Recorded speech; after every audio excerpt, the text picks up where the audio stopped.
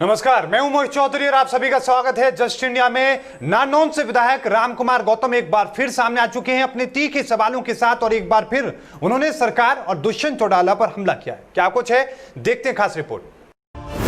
रामकुमार गौतम ने फिर दागे तीखे सवाल, सरकार पर बोला बड़ा हमला। दुष्यंत चौटाला पर रामकुमार गौतम ने कसा तंज। अक्सर सुर्खियों में रहने वाले नारनौंद से विधायक रामकुमार गौतम एक बार फिर अपने तेवर में आ चुके हैं। गौतम ने एक बार फिर जेजेपी पर हमला बोला है और गौतम ने जेजेपी को एक गिरोह तक करार दिया है।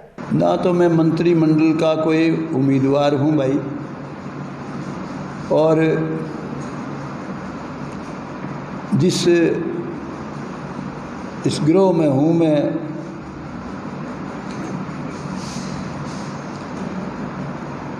ये तो मेरे को अगर त्रिलोकी का राज दे तो भी नहीं लूँ, है ही कुछ नहीं।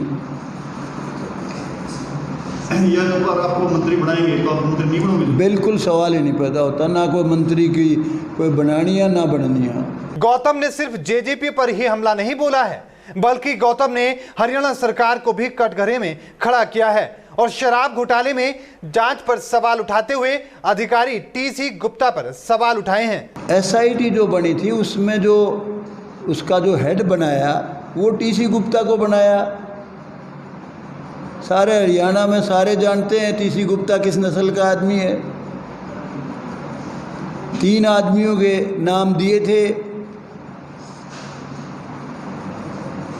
अपने अनिल विज ने। पहला नाम दिया था अशोक खेमका, जो कि बहुत डेड ऑनेस्ट अफसर है हरियाणा का। दूसरा नाम दिया था संजीव कौशल, जो बहुत ही कॉम्पिटेंट ऑफिसर है हरियाणा का। तीसरा नाम टीसी गुप्ता का था। मैं तो हैरान हूँ अनिल विज ने ये नाम दिया क्यों? अनिल विज का टीसी गुप्ता का नाम देने का क्या कारण था? मैं तो हैरान हूँ। रामकुमार गौतम ने नारनौंद और बांस अनाज मंडी में गेहूं उठान के ठेके में गड़बड़ी का आरोप लगाया है। गौतम ने कहा कि मुख्यमंत्री से बातचीत करके जो ठेका 459% में दिया गया था, बाद में वो 170% में करवाया गया था, लेकिन विभाग के अधिकारियों ने मिलकर किसानों और आढ़तियों को बर्बाद कर दिया। मंडियों में ना तो समय पर बारदाना आया और ना ही समय पर उठान हुआ। मेरे पास जब लोग आए तो मैंने ये मामला डीसी से लेके पीके दास से लेके और मुख्यमंत्री जी को तक ये मामला मैं ले गया, और जो टेंडर उन्होंने एक तरफा मंजूर कर दिया था बाकी सारे रिजेक्ट कर दिए थे, दोबारा मैंने मुख्यमंत्री से कह के वो टेंडर शामिल करवाए और उसकी वजह से 459 की बजाय 170% पे उसी ग्रुप को दे दिया ट्रांसपोर्टेशन का। मैं समझता हूँ ये ट्रांसपोर्टेशन का जो टेंडर का सिस्टम है, ये बहुत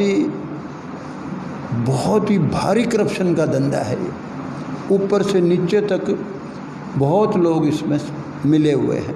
इस दौरान रामकुमार गौतम ने खाद्य आपूर्ति विभाग पर भी सवाल दागे। गौतम ने कहा कि ऊपर से लेकर नीचे तक भ्रष्टाचार होता है। हिसार के डीएफएस और विभाग के सभी अधिकारियों ने इस बार आढ़तियों को बर्बाद कर दिया है। मंत्री से लेकर नीचे तक सब मिले हुए हैं। तो डीएफएससी यहाँ का नोडल ऑफिसर है सुभाष चंद्र सिहाग।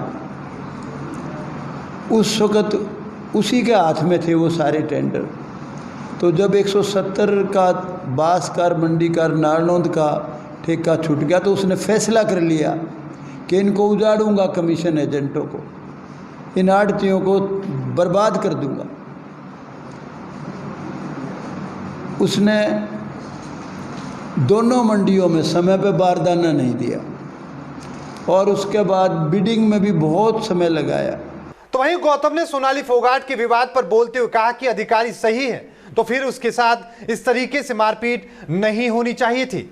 देखिए, ऐसा है, मैं तो उस कर्मचारी को नहीं जानता हूँ,